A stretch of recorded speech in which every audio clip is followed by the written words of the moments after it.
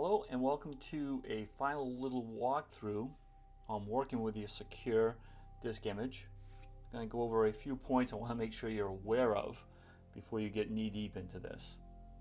So let's jump right in and look at changing the password for this file called importantfiles.dmg. If we open up Disk Utility, we select the importantfiles.dmg, and you can see it shows the mounted volume below it called important.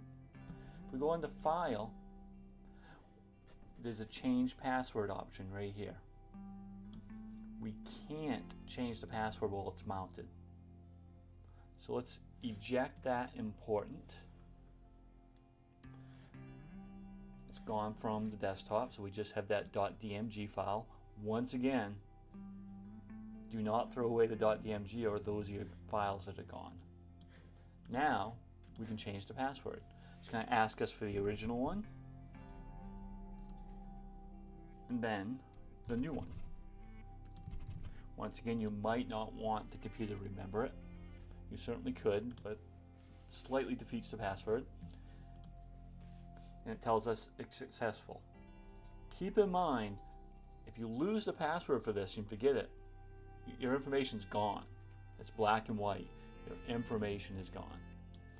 So keep that in mind on these files. Sometimes you might want to burn to a CD that's not protected, just so you have some type of backup. And then you can hide those, do what you want with it. But you cannot forget the password on this. So that's the first thing, is giving it a new password and not forgetting the password. Let's mount this again, so I'm going to double click on it.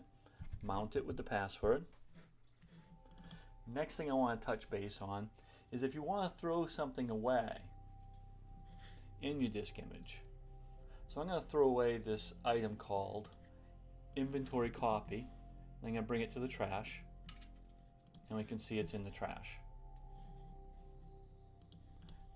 Then I am going to drag this important file and eject it again. We're going to open up the trash again, and that has disappeared. It actually is only seen in the trash when your file is mounted. So let's mount that again. We go into the trash, and you can see that inventory copy is there. So if you want to throw it away, you actually have to empty the trash while your disk image is mounted. Next little thing I want to point out is, once again, the file size you make takes up that much space. I've had people ask me about, well, maybe I'll just make it huge and that way I'll have to worry about filling it up, it's just there. It takes up that space on your hard drive, and so it will be kind of dead space. So you want to keep that in mind. I mean, if you have a humongous hard drive and you want to make one 25, 30 gig, no worries. But if you're running tight on space, just keep that in mind. And resizing it is playing a little bit with fire. And then lastly, I have this external hard drive. Maybe I take this on the road with me a lot, and I keep files on here that have to be protected. It's something to do with a lot of medical stuff. You have to have HIPAA regulations and stuff, so you need to protect stuff. So if there are patient files on here and this was your backup, you want to keep a disk image on this to put those files in. And you can either create it directly on the external drive, or if you have one on your computer itself, you can grab that disk image and bring it over to the external drive, and it will copy that over. And you can see it's 100 meg. That's how big the disk image is. I'm going to eject this disk image,